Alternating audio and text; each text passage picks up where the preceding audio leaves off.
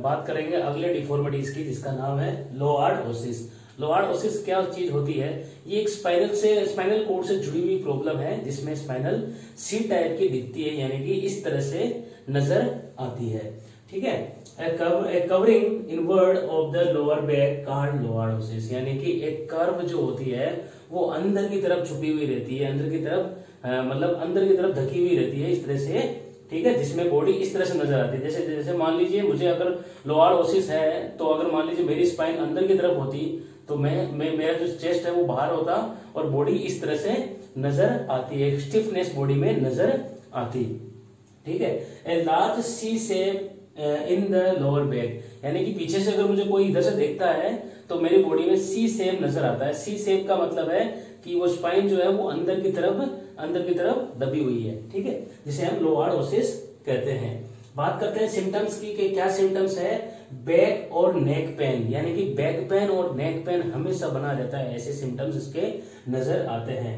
A person with lordosis may find it difficulty to lie flat on the ground floor, यानी कि जिस person को लोआर्ड-ओसिस है उसको फ्लोर पे लेटने में डिफिकल्टी महसूस होती है। क्यों? क्योंकि due to the curve in their back, क्योंकि उसकी जो कर्व है वो बैक की तरफ अंदर छुपी हुई है, इसलिए जब भी वो नीचे लेटने की कोशिश करता है तो जोर लगता है, और जोर लगने की वजह से दर्द होता है, इस वजह से वो पीछे आराम फ्लोर पे नहीं लेट सकता। तो ये सिम्टम्स है, इस तरह के सिम्टम्स हम भी आसानी से देख सकते हैं घर पे करके कि हमें तो ऐसा है या नहीं है। चलिए बात करते हैं इसकी कोजेस की। लोआर्ड-ओसिस के कोजेस, पहला कोजेस है इसका ओबेसिटी, यानी कि वजन का ज्यादा होना या मोटापा होना। बॉडी में मोटापा ज्यादा होता है तो क्या होता है, पीछे जोर पड़ता है और पेट की वजह से बॉडी आगे की तरफ झुकती है और कमर आगे निकल जाती है, और जो स्पाइन है वो हमारी स्पाइन इस तरह से टेढ़ी हो जाती है, इस तरह से टेढ़ी हो जाती है और बॉडी का जो पेट है वो आगे निकल जाता है और आगे से ये चेस्ट इस तरह से नजर आती है।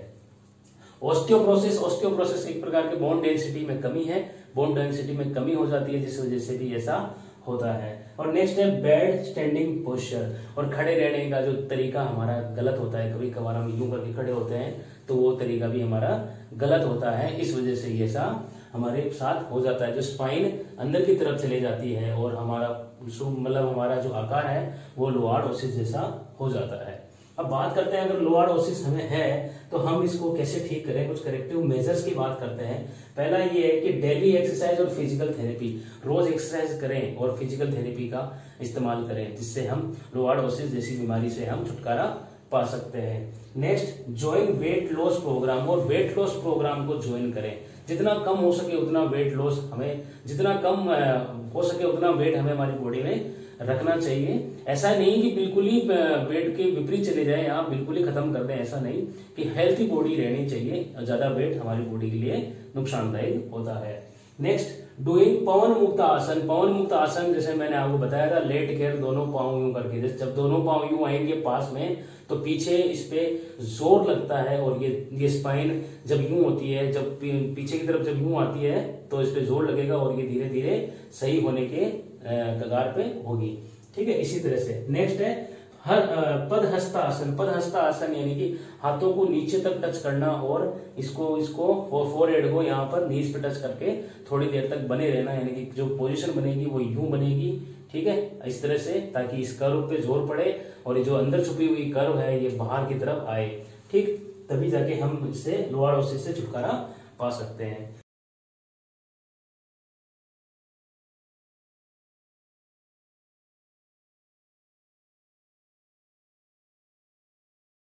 नेक्स्ट डिफॉर्मिटीज है हमारे पास kyphosis. Kyphosis just opposite to lordosis. Lordosis जिसमें स्पाइन अंदर की तरफ झुकी रहती है और काइफोसिस में स्पाइन बाहर की तरफ निकली रहती है, यानी कि इसमें बॉडी इस तरह से नजर आती है, पीछे की तरफ कूब सी निकली रहती है बॉडी में, वो काइफोसिस कहलाती है। ठीक है, forward rounding off the back, यानी कि एक बैक जो है वो आगे की तरफ फॉरवर्ड होती है, यानी कि इस तरह से बॉडी आगे झुकी रहती है पीछे की तरफ से पूरी इस तरह। उसे हम क्या कहते हैं, काइफोसिस कहते हैं। जस्ट अपोज टू लोआर्ड-ओसिस डिफॉर्मिटीज, जो लोआर्ड-ओसिस डिफॉर्मिटीज के जस्ट अपोज होती है।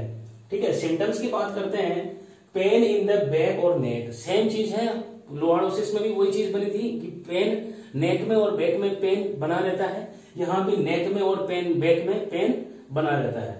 अगली बात, इनस्टेबिलिटी और मसल्स वीकनेस की वजह से या इनस्टेबिलिटी की वजह से हमें ऐसी प्रॉब्लम्स हो जाती है। नेक्स्ट, स्टिफनेस यानी कि कड़कपन, जो बॉडी जब आगे झुकी रहती है स्टिफनेस सा बना रहता है। और फोर्थ है upper body weight lean forward, और ऊपर की जो बॉडी का वेट है वो आगे की तरफ झुका हुआ रहता है। इस तरह से अगर सिम्टम्स आपको नजर आए आपके, तो ये समझिए कि आपको काइफोसिस से आपको डिफॉर्मिटी काइफोसिस वाली हो सकती है। ठीक है, जिसको ठीक कैसे किया जा सकता है ये भी जानते हैं, लेकिन उससे पहले इसके कुछ कॉजेस के बारे में पढ़ लें कि ऐसा क्यों होता है। ऐसा इसलिए होता है कि कई बार फ्रैक्चर्स हो जाते हैं पीछे स्पाइन से रिलेटेड या बैक से रिलेटेड, तब इंसान को इसी तरह से रहना पड़ता है, तो काइफोसिस जैसी बीमारी आगे जाकर हो जाती है।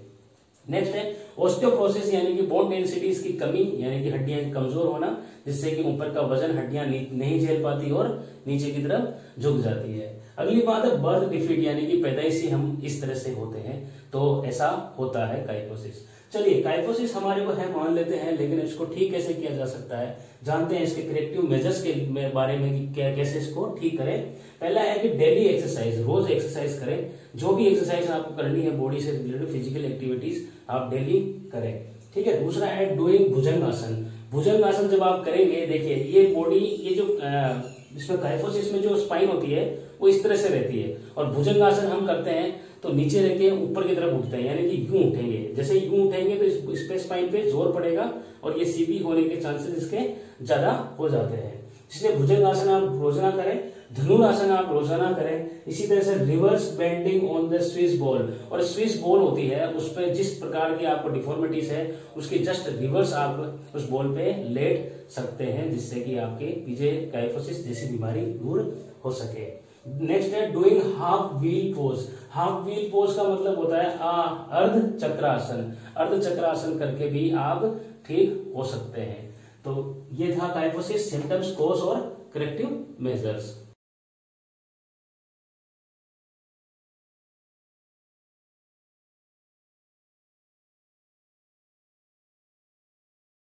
तीन प्रकार की स्पाइन से रिलेटेड डिफॉर्मिटीज हो गई। अब पहली हमने पढ़ी थी लोआर्डोसिस, दूसरी पढ़ी काइफोसिस और तीसरी है स्कोलियोसिस। लोआर्डोसिस में जो स्पाइन होती है वो पीछे की तरफ होती है, थोड़ी सी अंदर की तरफ होती है लोआर्डोसिस में, जिसमें बॉडी इस तरह से नजर आती है, स्टिफनेस जैसी नजर आती है। और काइफोसिस में स्पाइन बाहर की तरफ निकली होती है और बॉडी आगे की तरफ झुकी होती है। और स्कोलियोसिस में बॉडी या तो एस साइज में होती है। एस साइज का मतलब है कि जो स्पाइन होती है उसमें इस तरह से होती है, यानी कि बॉडी कभी तो या तो यूं नजर आएगी आपको या फिर यूं नजर आएगी। ठीक है, इस तरह की जो डिफॉर्मिटीज होती है स्पाइन से रिलेटेड, उस डिफॉर्मिटीज को हम स्कोलियोसिस के नाम से जानते हैं। बात करते हैं sideways curvature of the spine, यानी कि side way curvature of the spine क्या कहलाती है? स्कोलियोसिस कहलाती है।